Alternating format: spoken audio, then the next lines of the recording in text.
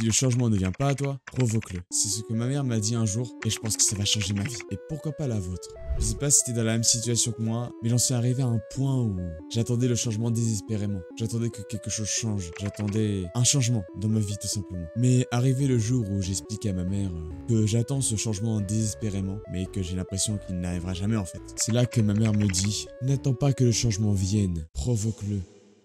Et c'est à ce moment-là que j'ai tout compris. Bon, je vous le dis, il m'a fallu un peu de temps pour comprendre ce que ma mère voulait vraiment dire par là. Mais une fois que j'ai compris, tout est devenu plus clair. Il fallait que je provoque le changement. Pas que je l'attende désespérément, qu'il toque à ma porte et qu'il me dise « Salut, le changement arrive ». C'est pas comme ça que ça marche. Ce que j'essaie de te dire par là, c'est que si t'es dans la même situation que moi et que t'attends aussi un changement désespérément, sur des trucs précis peut-être, comme, je sais pas, tes relations amoureuses, ta famille, ton physique, ou un peu plus globalement, donc un peu de tout ça et d'autres choses qui suivent aussi. Mais laisse-moi te dire que tu ne fais pas les choses correctement. Je te rassure, je suis là pour t'aider, du moins à faire comme je peux. C'est pour ça que je fais ces vidéos. Partager un peu mon point de vue là-dessus. Tu peux ne pas être d'accord avec moi. Il n'y a pas de souci, je t'en voudrais pas. Et tant qu'il n'y aura pas de haine dans les commentaires, tout est bon. Il n'y a pas de souci. En tout cas, comme je t'ai dit, provoque ce changement. Ton physique, essaie de commencer doucement. Si t'as du mal, comme moi par exemple, avec quelques séries de pompes dans la journée ou à un moment précis de la journée, comme tu préfères, chaque jour, avec des jours de repos bien sûr, jusqu'à ce que tu puisses aller plus loin, ajouter des abdos, des crunchs, des squats,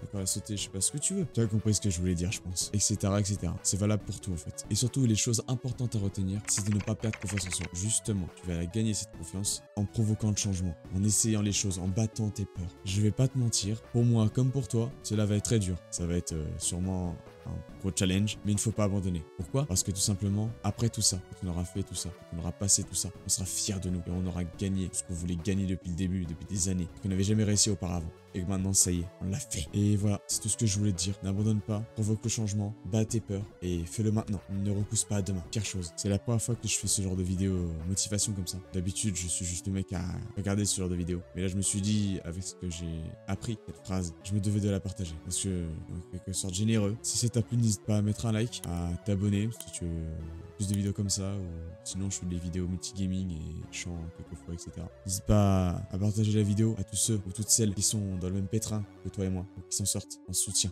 Et c'était Kodama, plein de bisous, prenez soin de vous. Ciao.